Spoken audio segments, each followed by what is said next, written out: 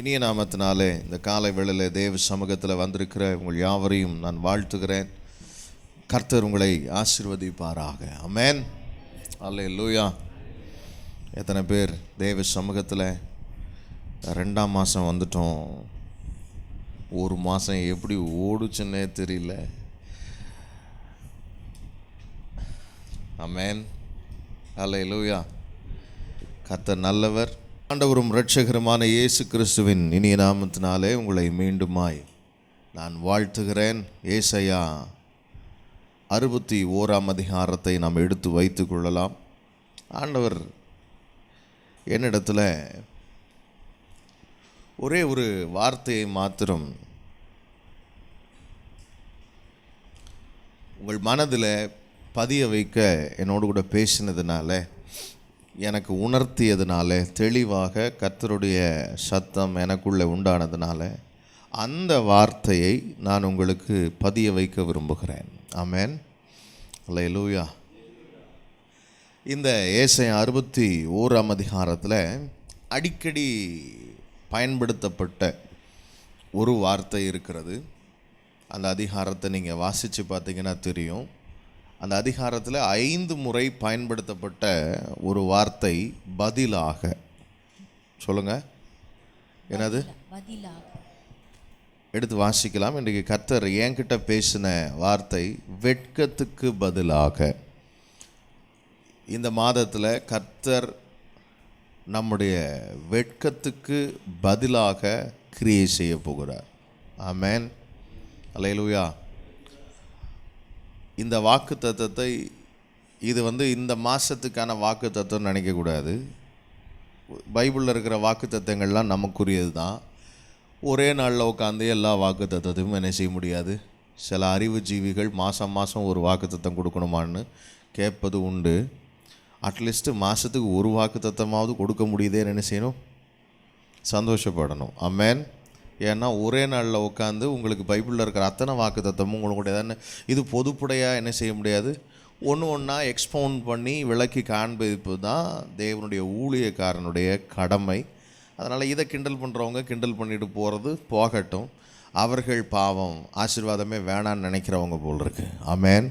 ஆனால் இயேசு சொல்கிறாரு, கர்த்தரிடத்தில் சேருகிறவன் அவர் உண்டென்றும் தம்மை தேடுகிறவர்களுக்கு அவர் ப்ராஃபிட் கொடுக்குறவர்னு என்ன செய்யணுமா?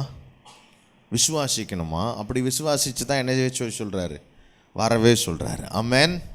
இங்கே ஆண்டவர் இந்த மாதத்தில் நாம் விசுவாசித்து நாம் சுதந்திரித்து கொள்வதற்கென்று என் இருதயத்தில் வைத்த வசனம் வெட்கத்துக்கு பதிலாக. ஆமென். ஒருவேளை இதுவரை உங்கள் வாழ்க்கையில் பலவிதமான வெட்கங்களை நீங்கள் அனுபவித்திருக்கலாம். நான் இன்றைக்கி உங்கள் வெட்கத்தை பற்றி பேச வரல. நம்ம எல்லோரும் உட்காந்து நம்ம அடைந்த வெட்கத்தை குறித்து பேசுவோம் என்றால் நாள் ஃபுல்லாக சின்ன வயசுலேருந்து எங்கெல்லாம் வெட்கப்பட்டோம் அப்படின்னு என்ன செய்யலாம், பேசிக்கிட்டே போகலாம். அதுக்கு கண்டிப்பாக என்ன இருக்க போகிறதே இல்லை, முடிவு இருக்க போகிறதே இல்லை. வெட்கம் என்கிற உணர்வு ஒவ்வொருவருடைய மனதிற்கும் சூழ்நிலைக்கும் ஏற்றது. சில பேர்கிட்ட கேட்போம், உனக்கு வெக்கம் மானம் சூடு சொரணை எதுவுமே இல்லையா அப்படின்னு அவன் சொல்லுவான், எனக்கு ஒன்றுமே. அதே சூழ்நிலை இன்னொரு ஆள் என்ன ஆகிடுவார், ஹர்ட் ஆகிடுவார். நான் சொல்கிறேன், உங்களுக்கு புரியுதா? ஒரு சூழல் ஒருவனை வெட்கப்பட செய்யும். அதே சூழல் இன்னொருத்தனுக்கு என்னவே இருக்காது, வெட்கமாகவே இருக்காது. ஏன்னா அவனுடைய மனநிலையை பொறுத்தது வெட்கம் என்பது. ஆமென். நான் சொல்கிறேன், உங்களுக்கு புரியுதா? சில பேர் சட்டையை போடாமல் பஸ் ஸ்டாண்ட் வரைக்கும் கூட என்ன செய்வாங்க, போயிடுவாங்க. அது அவங்க மனநிலையை பொறுத்தது. சில பேர் பனியனை போட்டு வீட்டுக்கு வெளியே என்ன செய்ய மாட்டாங்க, வரமாட்டாங்க. அது அவங்களுடைய அந்த அந்த வெட்கம் என்கிற அந்த உணர்வு என்ன இருக்குது, வித்தியாசம் இருக்குது. ஆனால் ஆண்டவர் அந்த உணர்வை, அந்த வெட்கம் என்கிற உணர்வு இட்ஸ் அ ஹர்ட் ஃபீலிங், ஒரு பாதிக்கப்பட்ட ஒரு உணர்வு. ஆண்டவர் அந்த உணர்வுகளையும் பார்க்கிறார். ஆமென். இந்த அதிகாரத்தில் ஆண்டவர் 5 முறை நம்முடைய உணர்வுகளை பார்க்கிறார் என்பதை அவர் காண்பிக்கிறார். அல்லேலூயா.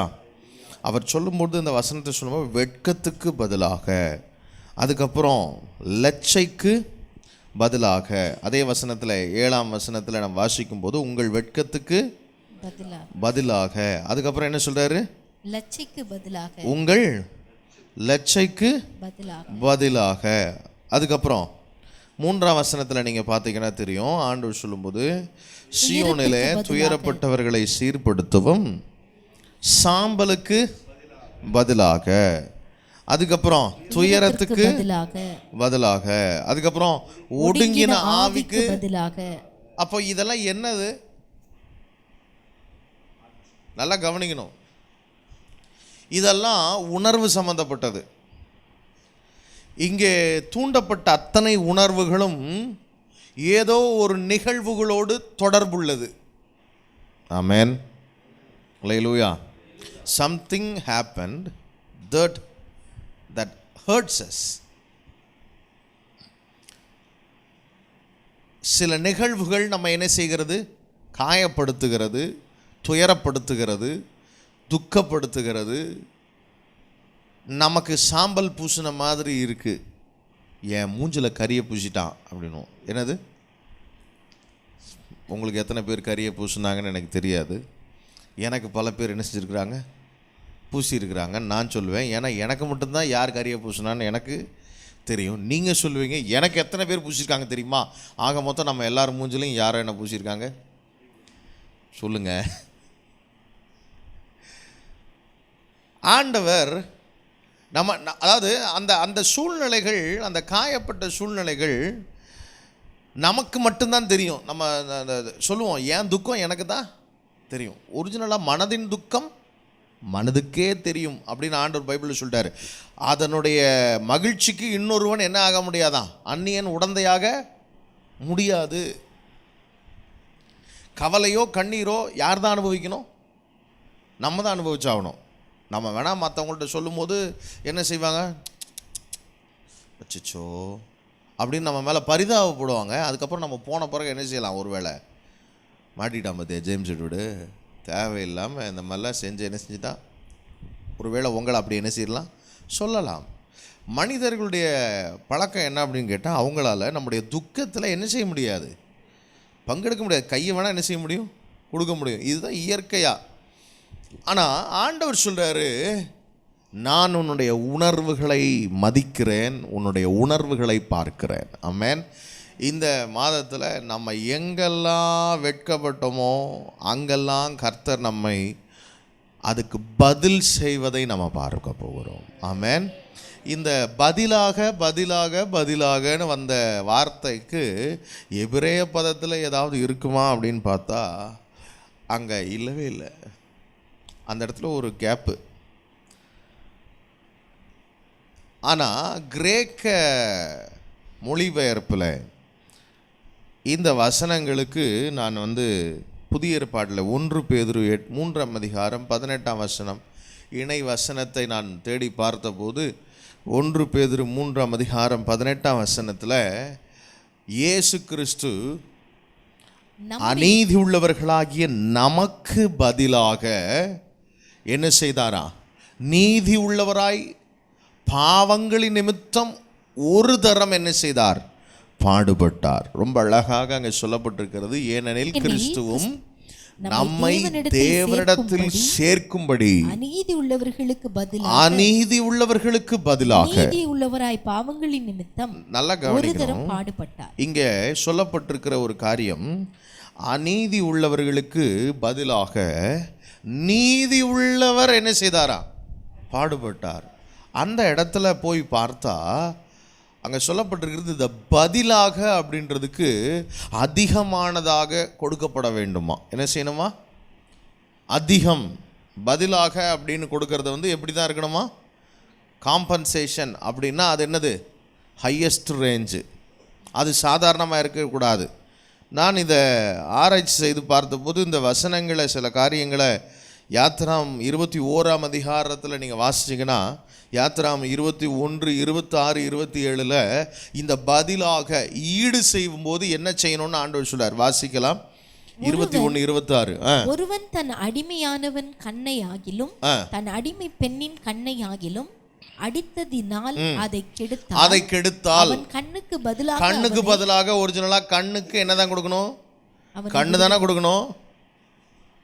ஆனா இங்க சொல்றாரு, அடித்த அவனுடைய கண்ணுக்கு பதிலாக அவனை என்ன செய்து விட வேண்டும்? விடுதலை பண்ணி விட வேண்டும். கண்ணுக்கு பதிலாக என்னவே பண்ணிடணுமா? விடுதலை. பல்ல உடைச்சா பல்லுக்கு பதிலாக பல்லு கொடுக்கக்கூடாது. அடிமைக்கு மட்டும் பல்லு தானே உடைச்சிட்டேன், அடிமை ஐயோ சரி உன் பல்ல உடைச்சிட்டேன், நானும் என் பல்ல என்ன செய்கிறேன்? உடச்சிக்கிறேன். அப்படி சொல்லக்கூடாதான். அவனுக்கு என்ன கொடுத்துடணுமா? ஒரிஜினலாக அப்போ எஜமான அவளை சீக்கிரத்தில் என்ன செய்ய மாட்டான். ஏன்னா அவன் பல்லு உடஞ்சி போச்சான். அதாவது ஒவ்வொரு அடிமையும் எப்படா பல்லு உடையன்னு எதிர்பார்த்துட்டு இருப்பான். ஏன்னா பல்லு உடைச்சிட்டா என்ன பண்ணி ஆகணும்? சொல்ல உங்களுக்கு புரியுதா? ஆண்டவர் அதிகமாக கொடுக்க சொல்கிறார். காம்பன்சேட் பண்ணும்போது அதிகம். ஆண்டவர் சொல்ல, உனக்கு நான் கொடுக்கும்போது அதிகமாக தான் கொடுப்பேன். ஆமென். வெட்கத்துக்கு பதிலாக. யாத்திராம 22:1 வாசிங்க. அதில் இன்னும் கொஞ்சம் உங்களுக்கு புரிகிற மாதிரி இருக்கும். ஒருவன் ஒரு மாட்டையாவது ஒரு ஆட்டையாவது திருடி அதை கொன்றால் அல்லது அதை விற்றால் அவன் அந்த மாட்டிற்கு 5 மாடுகளையும் அந்த ஆட்டுக்கு 4 ஆடுகளையும் பதிலாக கொடுக்க கடவன். அப்போ பதிலாக கொடுக்கணும்னா எவ்வளோ கொடுக்கணும்? அப்போ பதில் அப்படின்னு வந்துட்டாலே அது என்னது? காம்பன்சேட் பண்ணுறோம் அப்படின்னா என்னவா தான் பண்ணணும்? அல்லேலூயா. நல்லா கவனிக்கணும். ஒரு ஆட்டுக்கு பதிலாக 4 ஆடு, ஒரு மாட்டுக்கு பதிலாக 5 மாடு கொடுக்கணும் அப்படின்னா இதை சட்டமாக எழுத அவருக்கு தெரியும். அப்படின்னா நம்ம பட்ட வெட்கத்துக்கு பதிலாக ரெட்டத்தனையாக பலன் கொடுக்க அவருக்கு தெரியும். ஆமென். அல்லேலூயா. அதனால தான் அவர் சொல்லும்போது சொல்கிறார், நீ வெட்கப்பட்டது உண்மை, ஆனால் உன் வெட்கத்துக்கு பதிலாக நான் கொடுக்க போகிற காரியம் ரெட்டத்தனையாக இருக்கும் அப்படின்றார். அல்லேலூயா. அல்லேலூயா. எத்தனை பேர் ஆண்டவர் நம்மளை அவமானப்படுத்திட்டாரே, வெட்கப்படுத்திட்டாரே அப்படின்னு நீங்கள் நினைக்கிறீங்களோ? சந்தோஷப்படுங்க. நீங்கள் வெட்கப்பட்ட வெட்கத்துக்கெல்லாம் என்ன வரும்? ரெட்டத்தனையாய் வரும். சொல்லுங்கள், என்ன வரும்? வெட்கத்துக்கு பதிலாக. இந்த மாதம் ஆண்டவர்கிட்ட சொல்லிட்டே இருக்க போகிறீங்க, என்ன ஆண்டவரே, நீங்கள் வெட்கத்துக்கு பதிலாக ரெட்டத்தனையாய் பலன் வரும். ஆமென். ஆண்டவர் ரொம்ப அழகாக அந்த வசனத்தில் சொல்கிறாரு, உன் வெட்கத்துக்கு பதிலாக ரெட்டத்தனையாய் என்ன வரும்? பலன் வரும். அந்த அதிகாரத்தில் இருக்கிற காரியங்களையும் எதுக்கு பதிலாக எப்படி காம்பன்சேட் பண்ண போகிறார் அப்படின்ற சில காரியங்களை நான் உங்களுக்கு சொல்லி நம்ம ஜெபிக்க போகிறோம். ஆமென். அந்த இடத்துல ஆண்டவர் சொல்றாரு, வெட்கத்துக்கு பதில் ரெட்டத்தனை.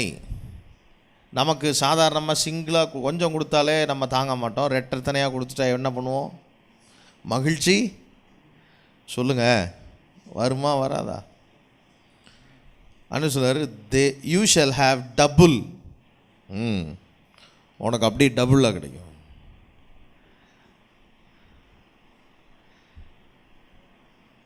கடந்த நாட்களில் எனக்கு ஒரு சின்ன எக்ஸ்பீரியன்ஸ் ஆண்டவர் கொடுத்தார். அந்த எக்ஸ்பீரியன்ஸின் அடிப்படையில் தான் இந்த வாக்குத்தத்தத்தை ஆண்டவர் கொடுத்தார். ஒரு நாள் கடந்த வாரத்தில் ஊழியர்களெல்லாம் சந்திக்க நம்முடைய ட்ராக்ட் கைப்பிரதி ஊழியம் இந்த காரியத்துக்காக அனௌன்ஸ்மெண்ட் பண்ணுறதுக்காக நிறைய பாஸ்டர்ஸ் ஃபெலோஷிப் நம்ம ஊரில் இருக்குது. ஒரு பாஸ்டர்ஸ் ஃபெலோஷிப்புக்கு போயிருந்தேன். அந்த பாஸ்டர்ஸ் ஃபெலோஷிப் போய் அனௌன்ஸ்மெண்ட்லாம் பண்ணி பேசிலாம் முடிச்சுட்டு கீழே வந்து உக்காந்த உடனே அனௌன்ஸ் பண்ணுறாங்க, நீங்கள் எங்களை ஏற்கனவே அதிகமாய் காயப்படுத்தி இருக்கிறீர்கள், ஆகவே நீங்கள் எங்களுக்கு மேடையில் மன்னிப்பு கேட்டால் தான் நாங்கள் உங்களை ஏற்றுக்கொள்வோம் அப்படின்னு. உடனே எனக்கு ஒன்றுமே புரியல, என்னடா நடந்துச்சு அப்படின்னா, நீங்கள் அதுக்கு விளக்கம் சொல்லணும், நீங்கள் செய்த காரியத்துக்கு. எனக்கு என்னன்னே புரியல.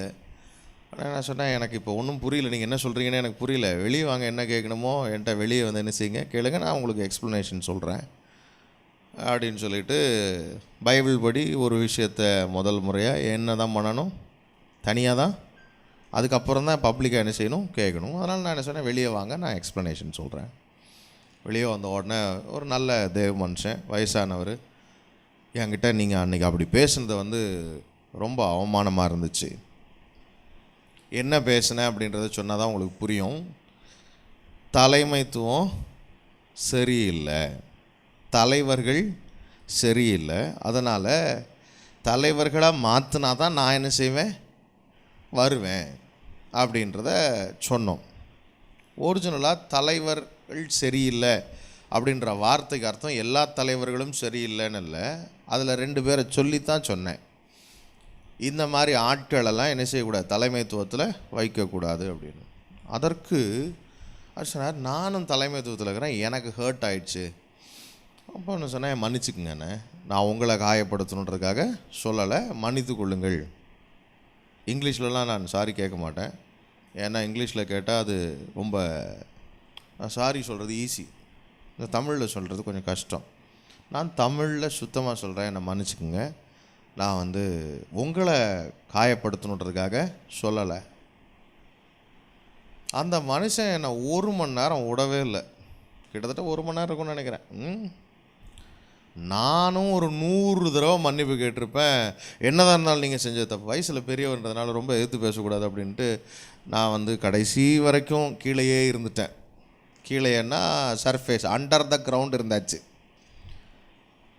ஆனால் அந்த மனுஷன் மன்னிச்ச மாதிரி இது இல்லை. பல பேர் சொல்கிறாங்க, அவர் தான் எத்தனை தடவை சொல்கிறார்ல, விளக்கம் சொல்கிறார்ல, விடுங்கன்றாங்க, ஆனாலும் என்னையும் விட மாட்டேங்கிறாரு, எனக்கு நான் இன்னொரு இடத்துக்கு போய் ஆகணும், விடவே மாட்டேன்ட்டார். அப்படியே கண்டினியூ ஆகி போயிட்டே இருந்துச்சு. நார்மலாகவே நமக்கு கொஞ்சம் போனாலே கோபம் வரும். அன்றைக்கி ஆண்டவர் சொல்லிட்டாரு, நீ கோவம்லாம் படக்கூடாது, நீ வெட்கத்தை அனுபவிச்சுக்கோ அப்படின்ட்டார். நான் பேசாமல் அமைதியாக இருந்துட்டேன். சில நேரம் ஆவியானவர் அமைதியாக இருன்னா எவ்வளோ பெரிய இடத்துலையும் அமைதியாக இருப்பேன். ஆவியானவர் பேசுடா அப்படின்னா எவ்வளோ பெரிய ஆளையும் பார்க்க மாட்டேன். நான் பாட்டுக்கு அமைதியாக மன்னிப்பு கேட்டுக்கிட்டே இருந்தேன். முடிஞ்சிருச்சு. அங்கே முடிச்சுட்டு அடுத்த இடத்துக்கு போயாச்சு. கொஞ்சம் கஷ்டம்தான். அதாவது ஒரு சின்ன பையனாக இருக்கும் போது மன்னிப்பு 5 மணி நேரம் கேட்டிருக்கேன் ஒருத்தர்கிட்ட. அதுக்கப்புறம் இப்போ எனக்கு 40 வயசு, 1 மணி நேரம் ஒருத்தர்கிட்ட மன்னிப்பு கேட்கணும், ஒரு 100 தடவைக்கு மேலே கேட்கணுன்னா அது கொஞ்சம் என்னுடைய சுயமரியாதையை என்ன செய்வது தான், டச் பண்ணி பார்க்குறது தான். அவர் எனக்கு லீடரும் கிடையாது, அவர் எனக்கு சோறு போட போகிறதும் கிடையாது. ஆனால் கர்த்தருடைய ஊழியக்காரன், அவரை நம்ம துக்கப்படுத்தக்கூடாதுன்ற ஒரு காரணத்துக்காக இத்தனை முறை மன்னிப்பு கேட்டேன். முடிஞ்சிருச்சு. நமக்கு மேட்ரு ராஜ்யத்தின் வேலை என்னது, நமக்கு என்ன தான் அந்த தேவை, ஊழியம் செய்யணும். ஊழியத்துக்கு எந்த விதத்துலையும் நமக்கு என்ன வந்துடக்கூடாது, கெட்ட பேர் வரக்கூடாது. ஒரு ஆள் நம்ம பேரை ஃபுல்லாத்தையும் என்ன செஞ்சுருவார், கெடுத்துருவாருன்னு எனக்கு தெரியும். அதனால் மன்னிப்பு கேட்டு வந்துட்டேன். அடுத்த நாள் மீட்டிங், பிஓசின்னு சொல்லிட்டு பாடி ஆஃப் கிரைஸ்டில் ஒரு பாஸ்டர்ஸ் மீட்டிங். அந்த மீட்டிங்காகவும் அனௌன்ஸ் பண்ணிவிட்டு வந்துட்டோம். நம்ம மாவட்டத்துலேருந்து கிட்டத்தட்ட ஒரு 15-16 பாஸ்டர்ஸ். இதில் யாரெல்லாம் நான் திட்டு வாங்குறத பார்த்தாங்களோ அவங்களும் வர்றாங்க. அவங்களாம் என்னை நேசிக்கிறவர்கள், எல்லாருமே என்னை நேசிக்கிறவங்க தான். கொஞ்சம் சில பேருக்கு என் மேலே கோவம். அப்போ அவங்களாம் வர்றாங்க. நாங்கள் ஃபஸ்ட்டே போயிட்டோம், நானும் மோசனெல்லாம் ஃபஸ்ட்டே போயிட்டோம். போன பிறகு பார்த்திங்கன்னா அங்கே போய் நிற்கிறோம், நாங்கள் தான் நிற்கிறோம். ஃபஸ்ட்டு கொஞ்சம் ஒரு 10 பாஸ்டர்ஸ் வந்திருந்தாங்க. அப்போ திடீர்னு என்ன சொன்னாங்க, பாஸ்டர் நீங்கள் கொஞ்சம் ஒர்ஷிப் நடத்துங்க அப்படின்னு. நான் சொன்னேன், ஏன்னா நிறைய பேர் வருவாங்க, இருக்கட்டும் அப்படின்னு. நான் 9 வரைக்கும்லாம் போயிட்டேன். 10 மணிக்கு திடீர்னு பார்த்திங்கன்னா கிட்டத்தட்ட ஒரு 100 பேர் வந்துருக்க சமயத்தில் சொன்னாங்க, நீங்கள் ஒர்ஷிப் நடத்துங்க, 3/4 மணி நேரம் நடத்துங்க. 10 மணிலேருந்து 10:45 வரைக்கும் எனக்கு ஒர்ஷிப் டைம். 6 நடத்தும் போது கிட்டத்தட்ட ஒரு 300-400 பேர் வந்துட்டாங்க. நான் நடத்திக்கிட்டு இருக்கிறேன். அது ஒரு பெரிய மீட்டிங். டி மோகன் பாஸ்டர் தான் ஏஜி பாஸ்டர், அவங்க தான் மெசேஜ், நான் வர்ஷிப் நடத்துகிறேன். உள்ளே பார்த்தீங்கன்னா நம்ம மாவட்டத்து ஆட்கள் எல்லாம் வருது. யாராவன், இவனா? ஆண்டவர் என்கிட்ட என்ன சொன்னார் அப்படின்னா, நேற்று நீ அவமானப்பட்டில்லமானே எல்லாருக்கும் முன்னாடி, அதனால் காம்பன்சேட் பண்ணும்போது உன்னை சாதாரண கிரவுண்டில் வச்சு காம்பன்சேட் பண்ணக்கூடாது. உன் வெட்கத்துக்கு பதிலாக உனக்கு டபுள் போர்ஷன் கொடுத்தா நீ கொஞ்சம் சந்தோஷமாக இருப்பேன்னு தான் இங்கே உன்னை வர்ஷிப் பண்ண வச்சேன் அப்படின்னாரு. ஆமென். சில நேரங்கள் அவமானப்படும் போது கொக்கரிக்கப்படாது. என்ன செய்யக்கூடாது? நம்ம அவமானப்படும்போது என்ன செய்வோம்னா திடீர்னு ரைஸ் ஆகி அப்படியே மேலே பறப்போம், சுற்றுவான் டுமீல்னு. அவமானன்றது ஒரு யுத்தக்களம். வெட்கம் அனுபவித்தல் என்பது ஒரு யுத்தக்களம்.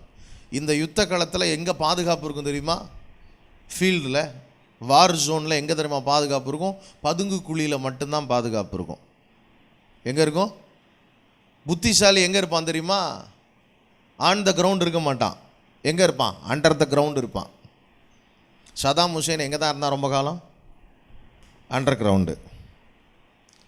பெரிய பெரிய வீரர்கள் அவங்கெல்லாம் எங்கே தான் இருந்தாங்க?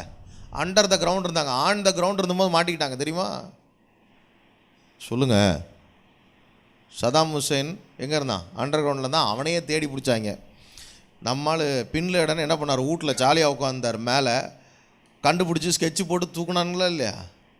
சொல்லுங்கள். ஃபீல்டில் எங்கே பாதுகாப்பு அப்படின்னா பதுங்கு குழியில் தான் பாதுகாப்பு. ஏன்னா திடீர்னு பாம்பெலாம் போடுவாங்க. அது வெடித்தா என்ன செய்யணும்? கிரவுண்டு மேலே இருந்தால் அதோடைய அந்த தாக்குதலில் செத்துருவோம். நம்ம குழிக்குள்ளே இருந்தோம்னா என்ன செய்யாது? நமக்கு அந்த பாதிப்பு கிடையாது. ஆண்டவர் சொல்கிறாரு, நீ எவ்வளோ கீழே இருக்க முடியுமோ, உனக்கு வெட்கம்தான், உனக்கு அவமானம்தான். இல்லைன்னு நான் சொல்லலை. நானாக மேலே தூக்குற வரைக்கும் மேலே என்ன செய்யாத வராத, நான் வருவேன் இரட்டத்தனையான பலன் தருவதற்கு. ஆமென், அல்லேலூயா. அப்போ வெட்கத்துக்கு பதிலாக ஆண்டவர் இரட்டத்தனையான பலனை கொடுக்குற தேவன். இன்றைக்கு இந்த வசனத்தை நம்முடைய மனதில் நல்லா வைத்து கொண்டு, ஆண்டவரை என் வெட்கத்துக்கு பதிலாக நீங்கள் எனக்கு கிரியை செய்யணும்.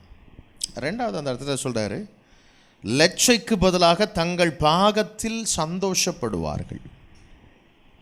லட்சை அப்படின்னு தமிழில் இருக்குது. ஆங்கிலத்தில் ஃபார் கன்ஃபியூஷன் அப்படின்ட்டு இருக்கு.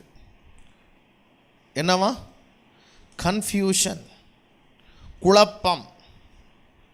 ஒரு அவமானம் வந்த உடனே குழப்பம் வந்துடும் ஆட்டோமேட்டிக்காக.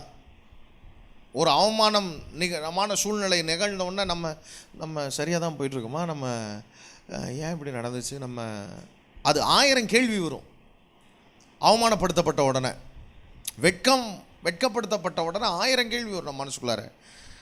இது நம்ம செய்யணுமா வேணாமா, என்ன இப்படி எல்லாரும் எதிர்க்கிறாங்களே. இந்த ட்ராக்ஸ் மினிஸ்ட்ரிக்காக ஃபஸ்ட்டு டைம் போயிருக்கும் போதே அதை சொல்லி வெளியே வந்தவுடனே இவ்வளோ அவமானம் வெட்கம் அப்படின்னா, ஜேம்ஸு இதெல்லாம் மற்றவங்களுக்கெல்லாம் செய்யணும்னு நினைக்காம பேசாமல் போங்கடா நானே செஞ்சுட்டு போகிறேன்ட்டு என்ன செய்வோம்? போகலான்னு உனக்குள்ளற இருதயம் என்ன செய்யணும்? வரணும்னு யார் எதிர்பார்க்குறா? பிசாசு எதிர்பார்க்குறான். ஆண்டவர் என்ன எதிர்பார்க்குறா? நான் இந்த அவமானத்தை அனுபவிச்சுருக்குறோம், புள்ள என்ன பண்ணுறான்னு பார்ப்போம் அப்படின்னு. நான் கண்டுக்கவே இல்லை. நான் வீட்டில் கூட அந்த அளவுக்கு சொல்லலைன்னு நினைக்கிறேன். இல்லை, வீட்டில் என்ன நடந்துச்சுன்னே சொல்ல, வீட்டுக்கு யார்கிட்டையுமே சொல்ல. மோசண்ணனுக்கு தான் தெரியும், ஏன்னா கூடவே நின்னார் அவர் தான். அன்னைக்குன்னு பார்த்தா அண்ணன் அமைதியாக இருந்தார், இல்லைன்னா மாட்டியிருப்பாங்க. சரி பாஸ்ட்டுங்க அப்படின்றதுனால வெளியே இருக்கிறவன்னா வேறு மாதிரி பார்க்கலாம், பாஸ்ட்டுகள்கிட்ட என்ன செய்ய முடியாது. ஆமாம், ஆண்டவர் சில இடத்துல நம்மளை மொக்கையாக்கியே என்ன செய்வார்? பாப்பார். நான் என்ன சொல்கிறேன், ஆண்டவரே என்னை ஒரு இடத்துல மொக்கையாக்குறாருன்னா அவரே என்னை உயர்த்துறதுக்கு. ஆமென், அல்லேலூயா. நடந்த சம்பவம், அவர் ஒருத்தர் அப்படி பேசிட்டு போயிட்டார். அங்கே யாரெல்லாம் என் மேலே கோபமாக இருந்தாங்களோ அவங்களுக்கெல்லாம் என் மேலே பரிதாபமே வந்துருச்சு. என்ன பாஸ்டர் நீங்கள் இப்படி இறங்கி போகிறீங்க, நீங்கள் அவ்வளோ மன்னிப்பு கேட்குறீங்க, அவர் மன்னிக்க மாட்டேன்ட்டாரு. அந்தால் மனுஷனே இல்லைன்னு எத்தனை பேர் எனக்கு ஃபோன் பண்ணாங்கன்னு எனக்கு தான் தெரியும். அவங்கெல்லாம் யார் அப்படின்னா அவர் கூடவே இருக்கிற ஆட்கள். சொல்லுங்கள், அப்போ ஜனங்களை நம்ம பக்கமாக என்ன செய்கிறாரு? திருப்பிட்டாரா? நம்ம வாயை விட்டுட்டு சும்மா இல்லாமல் இவனை ஏதாவது சொல்லியிருந்தோன்னு வச்சுக்கோங்க, நீ என்ன பெரிய ஆளா அப்படின்னு கேட்குறதுக்கு எவ்வளோ நேரம் ஆகும்? ஒரு வார்த்தை கூட அன்றைக்கி எதிர்த்து பேசலை. நான் சொன்னேன், நான் சொன்ன அந்த 2 நபர் தவறான நபர் தான், இன்றைக்கும் நான் சொல்லுவேன். ஆனால் உங்களை நான் சொல்லலை, என்னுடைய ஸ்டாண்டில் இருந்து இறங்கி வரலை. அந்த நபர் பாதிக்கப்பட்டிருக்கிறார் அப்படின்றதுலேயும் நான் மறுப்பு சொல்லலை. அவருடைய இருதயத்தின் பாதிப்பையும் நான் குறைக்க விரும்பினேன். ஆமென், அல்லேலூயா. நல்லா கவனிக்கணும். கர்த்தர் உங்களை சில நேரம் குழப்பம் வரும், ஏன் இப்படி நடந்துச்சு, எதுக்கு இப்படி நடந்துச்சு. ஆண்டவர் சொல்கிறாரு, நீ உனக்கு கொடுக்க போகிற பாகத்தில் மகிழ்ச்சி அடைகிற அளவுக்கு உனக்குன்னு ஒரு போர்ஷன் வைப்பேன் அப்படின்றார். ஆமென், அல்லேலூயா. நீங்கள் உங்கள் வெட்கத்துக்கு பதிலாக ஒரு போர்ஷன் கண்டிப்பாக இருக்கும், பிளஸட் போர்ஷன். ஆமென், உங்களுக்குன்னு ஒரு பங்கு வைப்பார். ஆமென், அல்லேலூயா. எத்தனை பேர் அந்த பங்கை சுதந்திரிக்க போகிறேன்னு நினைக்கிறீங்க? ஆண்டவர் நிச்சயமாக செய்வார். அவரை கொடுக்காம மட்டும் விடவே மாட்டார். ஆண்டவர் சொல்ல நீ மகிழ்ச்சி அடைவாய் அப்படின்றார். ஏன்னா நீ வெட்கப்பட்ட போது துக்கப்பட்ட, அதனால் லட்சைக்கு பதிலாக உனக்கு வந்த குழப்பத்துக்கு பதிலாக உனக்கு நான் என்ன செய்ய போகிறேன் அப்படின்னு கேட்டால் சந்தோஷம் கொடுக்க போகிறேன். அந்த சந்தோஷம் அப்படின்ற வார்த்தைக்கு அங்கே ஒரிஜினலில் என்ன இருக்குது அப்படின்னு கேட்டிங்கன்னா யூ வில் ஓவர் கம் அப்படின்னு இருக்கு. நீ அதை என்ன செய்வாய்? மேற்கொள்ளுவாய். ஆமென். லட்சையே நீ என்ன செய்வ? மேற்கொள்ளுவ. சத்தமாக என்ன செய்வ? துதிப்ப அப்படின்றார். மேற்கொண்டு சத்தமிட்டு மகிழ்ச்சியோடு என்ன செய்வாயா? அங்கே என்ன இருக்குன்னா ஒரிஜினல் மீனிங்கில் to cry out, shout for joy, give a ringing cry.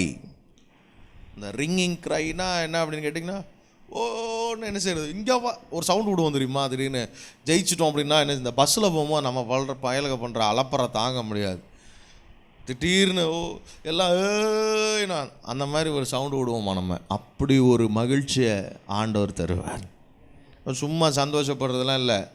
என்ன பண்ணுறது, டிக்கெட்டில் ஜெயிச்சுட்டாங்கன்னா என்ன செய்வாங்க? கிட்டுக்கிட்டுன்னு போவாங்க. என்ன பண்ணுறாங்கன்னே தெரியாது. ஒரு கற்றுவாங்க. அப்படின்னு என்ன செய்கிறது, கத்துறது என்னென்னமோ பண்ணுவாங்க சேட்டையெல்லாம். அது பேர் தான் அந்த அங்கே தான் இங்கே ஆண்டவர் அதை தான் சொல்கிறார். உன் வெட்கத்துக்கு பதிலாக ரெண்டிப்பான பலன், லட்சைக்கு பதிலாக தங்கள் பாகத்தில் என்ன செய்வார்கள்? சந்தோஷப்படுவார்கள். ஹல்லேலூயா. ஆண்டவர் உங்களுக்கு ஒரு பாகத்தை வச்சுருக்கிறார். உங்கள் பங்கு, உங்களுக்குன்னு ஒரு பங்கு வரும். என்ன வரும்? பங்கு. உங்கள் பங்கு வரும். சொல்லுங்கள், என்ன வரும்? உங்கள் பங்கு வரும். நமக்கு ஒரு பங்கு இருக்குது, நமக்கு ஒரு பார்ட் இருக்குது, நமக்கு ஒரு போர்ஷன் இருக்குது. நம்ம பங்கு எழுப்புதலில் நம்ம பங்கு இருக்குது. சொல்லுங்கள். ஆமாம், வெக்கப்பட்டாலாம் கவலைப்பட போகிறதில்ல. தேசத்துக்காக செயல்படுறவன் இந்த அவமானங்கள்லாம் என்ன செய்யக்கூடாது? பார்க்கப்படாது. ஆண்டவருடைய பிள்ளைங்க வெக்கத்தையே என்ன செய்யக்கூடாது? பார்க்கப்படாது. ஏன்னா ஆண்டவர் வெட்கத்தை அனுமதிக்கிறதே டபுள் ஆக்கிறதுக்கு. எத்தனை பேர் இதை விசுவாசிக்கிறீங்க? யோபு அசிங்கப்படுத்தினாரா? எல்லாத்தையும் எடுத்துகிட்டு விட்டாரா? சும்மா விட்டாரா? என்ன பண்ணார்? டபுள் ஆக்கினாரா? ஆண்டவர் சொல்கிறார், வெட்கத்துக்கு பதிலாக ரெட்டத்தனையாய் பலன் வரும். எல்லோரும் முழங்கால் படிட்டு தேவ சமூகத்தில் என் வெட்கத்துக்கு பதிலாக எனக்கு ஒரு அற்புதத்தை செய்ய உங்களால் முடியும்பா. விசுவாசத்தோடு கூட தேவ சமூகத்தில் இந்த காலை வேளையில் ஆண்டவர் என்னை பார்க்கிறார். அவருடைய கண்கள் என்னை நோக்கி கொண்டிருக்கிறது. நான் இந்த சூழ்நிலை யாரை தேடுறேன், யாரை நோக்கி பார்க்கிறேன் அப்படின்றத ஆண்டவர் பார்க்கிறார். எல்லாம் செய்ய வல்லவரே எல் ஷடாய், எல்லாம் செய்ய வல்லவரே எல் ஷடாய்,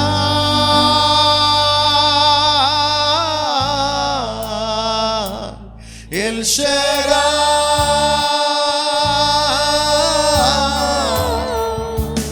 எல் ஷடாய்,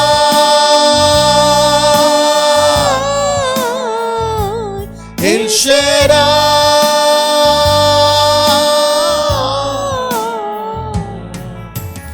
எல்லாம் செய்ய வல்லவரே எல் ஷடாய், எல்லாம் செய்ய வல்லவரே எல் ஷடாய், எல்லாம் செய்ய வல்லவரே எல் ஷடாய், செய்ய வல்லவரே எல் ஷடாய். அன்பின் பரலோக பிதாவே, வெட்கத்துக்கு பதிலாக ரெண்டத்தனையாய் பலன் வரும்னு சொன்னவரே, லட்சைக்கு பதிலாக தங்கள் பாகத்தில் சந்தோஷப்படுவார்கள். பா, நீர் கொடுத்த வாக்குத்தத்தத்திற்காக நன்றி சொல்லுகிறோம். இந்த வாக்குத்தத்தை நாங்கள் இந்த மாதம் சுதந்திரித்து கொள்ள எங்கள் கரங்களில் எடுத்துக்கொள்ளுகிறோம். எங்கள் தகப்பன், எங்கள் பிள்ளைங்க எங்கெல்லாம் வைக்கப்பட்டாங்களோ அங்கெல்லாம் தலையை நீர் உயர்த்துவீராக. எங்கள் கண்களுக்கு புரியாம, எங்கள் சிந்தைக்கு புரியாத வழிகளில் நீர் செயல்படுகிறவர் ஆண்டவரே. அவர் உன் வெட்கத்துக்கு பதிலாக ஈடுகட்ட அவர் ஆசையோடு இருக்கிறார். இந்த மாதம் உனக்கு தலையை உயர்த்துவார். அவர் ஈடுகட்டுவார். சாம்பலுக்கு பதிலாக சிங்காரத்தை கொடுக்கிறவர். ஆண்டவர் உனக்கு பதில் செய்வார், அதிகமாக செய்வார். தகப்பனே, நீங்கள் அதிகமாக செஞ்சு எங்கள் பிள்ளைகளை ஆசீர்வதிக்க போகிறதுக்காக நன்றி. ஈடு அப்படின்னும் போது நீங்கள் அதிகமாக தர சொல்லியிருக்கிறீங்கப்பா. எங்கள் பிள்ளைங்க எங்கெல்லாம் அவமானப்பட்டார்களோ, வெட்கப்பட்டார்களோ, குழம்பி திரிந்தார்களோ, அந்த சூழ்நிலைகளிலிருந்து ஒரு மாபெரும் ஆசீர்வாதம், ஒரு பெரிய பங்கு எங்கள் பிள்ளைகளுக்கு உண்டாகட்டும். உன்னத ஆசீர்வாதம் எங்கள் பிள்ளைகள் வாழ்க்கையில் உண்டாகட்டும். ஒரு நன்மையும் குறைபடக்கூடாதுப்பா. இந்த மாதம் இந்த காலை வேளையில் எங்கள் பிள்ளைகள் வந்திருக்கிற எங்கள் பிள்ளைகள் ஒவ்வொருடைய குடும்பத்தையும், அவருடைய பிள்ளைகளையும், அவருடைய தொழிலையும், அவருடைய கைகளின் பிரயாசத்தையும் ஆசீர்வதிக்கிறேன் ஆண்டவரே. நல்ல சுகம், பலன், ஜீவன், ஆரோக்கியம், நன்மை, கிருபை எங்கள் பிள்ளைகளை தொடுவதாக, நிரப்புவதாகப்பா நம்முடைய கரத்தில் தாழ்த்தி வறுமையாக்கி அர்ப்பணிக்கிறோம். உமக்காக வாழ எங்களை பலப்படுத்துங்க, அதிகமாக்குங்க. எங்கள் ஆவிக்குரிய வாழ்க்கை அதிகமாகட்டும், ஜெப வாழ்க்கை அதிகமாகட்டும், எங்கள் பரிசுத்த ஜீவியம் அதிகமாகட்டும் ஆண்டவரே. நம்முடைய கரத்தில் அர்ப்பணிக்கிறோம். இயேசு கிறிஸ்துவின் நாமத்தில் ஜெபிக்கிறோம் நல்ல பிதாவே, ஆமென்.